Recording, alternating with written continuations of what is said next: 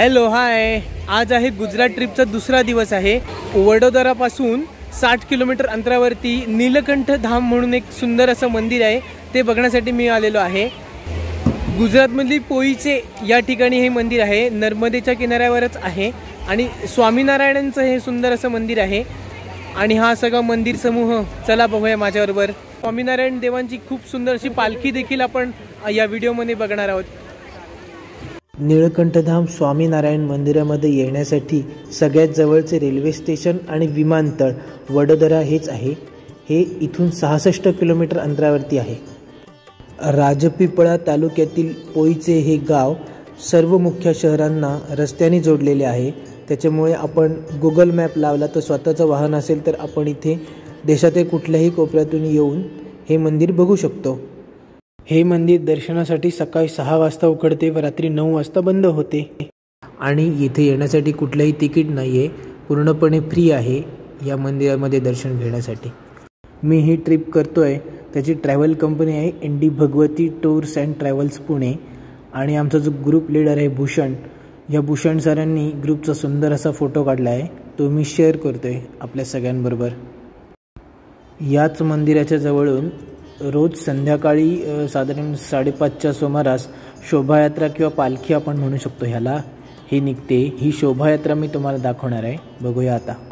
या शोभायात्रेनंतर मी या मंदिरासंदर्भात खूप इंटरेस्टिंग अशी माहिती सांगणार आहे, तरी पण हा व्हिडिओ शेवटपर्यंत पूर्ण बघा, नक्कीच तुम्हाला आवडेल।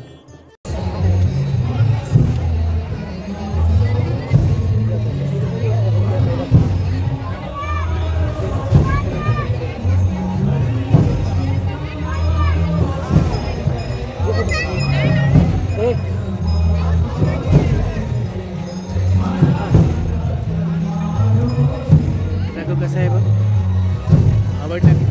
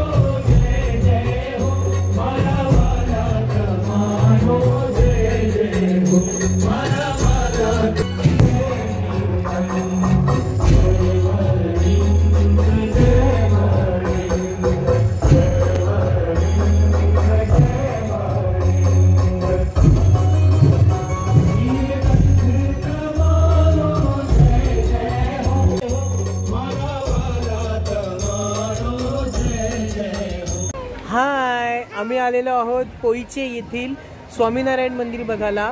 ते पूर्ण परिसराला म्हणतात नीलकंठ धाम। चला बघूया हा नीलकंठ धाम कसा आहे। गुजरातमधील राजपीपळा या तालुक्यातील पोईचे या गावामध्ये 105 एकर इतक्या परिसरामध्ये नर्मदेच्या तीरावरती हे भव्य असे स्वामीनारायण मंदिर उभे आहे। हे स्वामीनारायण मंदिर राजकोट स्वामीनारायण गुरुकुल या संस्थेने बांधले आहे। आचार्य राकेश प्रसादजी महाराज यांच्या हस्ते प्राणप्रतिष्ठा करण्यात आली आणि 28 ऑक्टोबर 2013 ला गुरुवर्य श्री देवकृष्णदासजी स्वामी यांच्या हस्ते अधिकृतपणे मंदिर उघडण्यात आले। समोर दिसत आहे त्या सरोवराचं नाव आहे नारायण सरोवर आणि आजूबाजूला आपल्याला 24 छोटी छोटी जी मंदिरे दिसत आहेत, ती बघा 24 मंदिरे आहेत। ती मंदिरे भगवान विष्णू यांची शाळीग्राम रूपातील प्रदर्शित केलेली मंदिरे आहेत। 12 किलोमीटरवरती इथूनच अजून एक राजपिपळा हे देखील रेल्वे स्टेशन जवळचे आहे. या मंदिराच्या संपूर्ण मंदिर आणि आजूबाजूचा परिसर बघायचा असेल तर आपल्याला 6 ते 7 तास इतका जरी आपल्याला वेळ नक्कीच लागेल. मंदिराव्यतिरिक्त काही आकर्षणे म्हणजे नेचर पार्क, प्रदर्शन, लाईट आणि साऊंड शो, यमुनापुरीचा बोगदा, flower clock, art gallery, horror house अशा वेगवेगळ्या गोष्टींचा आपण आनंद ह्या परिसरामध्ये येऊन घेऊ शकतो. आता आपण स्वामीनारायण यांचे मुख्य मंदिर कसे आहे हे बघूया. आतील कोरीव काम फारच सुंदर आहे. जे खांब आहेत, त्याचं छत आहे, ते खूप छान कोरीव काम केलेलं आहे. आणि आपण आता दर्शन घेऊया श्रीदेव स्वामीनारायण यांचं.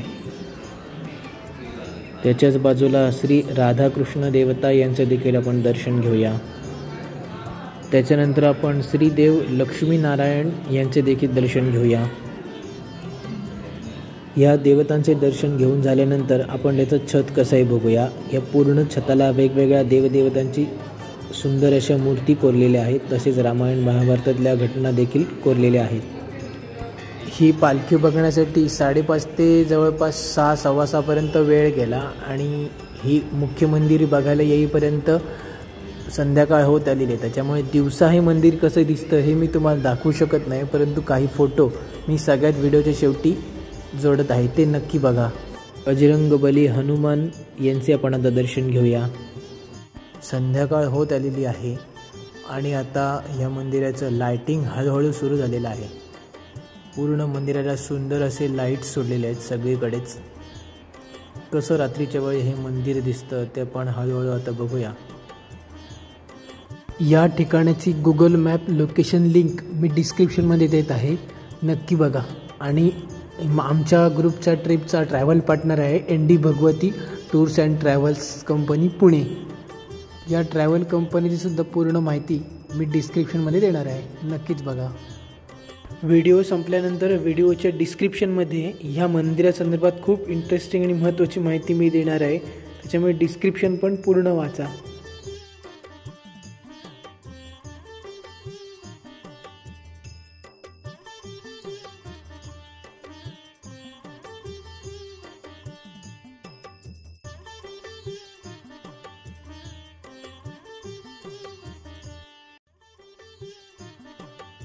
हे नीळकंठधाम मंदिर रात्रीच्या वेळी कसं दिसतं हे देखील आपण या व्हिडिओमध्ये बघणार आहोत. आता संध्याकाळ झालेली आहे आणि पूर्ण लाइटिंग केलेलं आहे मंदिराला. बघूया हे नीळकंठधाम स्वामीनारायण मंदिर रात्रीच्या वेळी कसं दिसतं.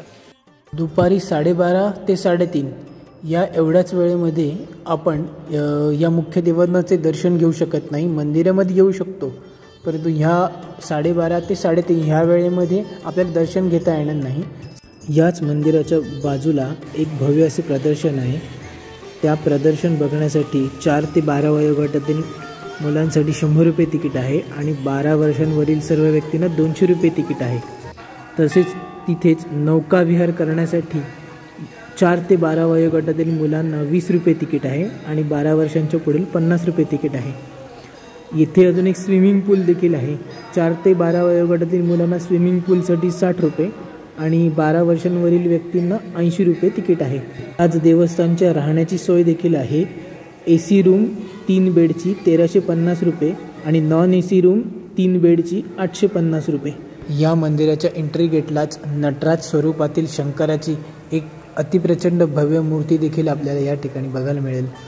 व्हिडिओ इथेच संपतोय. यापुढे मी रात्री आणि दिवसा काढलेले काही या मंदिराचे सुंदर असे फोटो या व्हिडिओमध्ये जोडत आहे. बघा, नक्कीच आवडतील. कसे आहेत ते फोटो.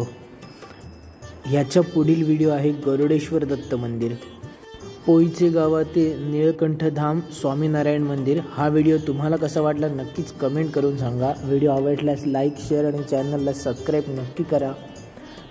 इनक्रेडिबल ट्रॅव्हल हे माझं फेसबुक पेज देखील आहे, त्या पेजला देखील तुम्ही फॉलो करा. Bye bye.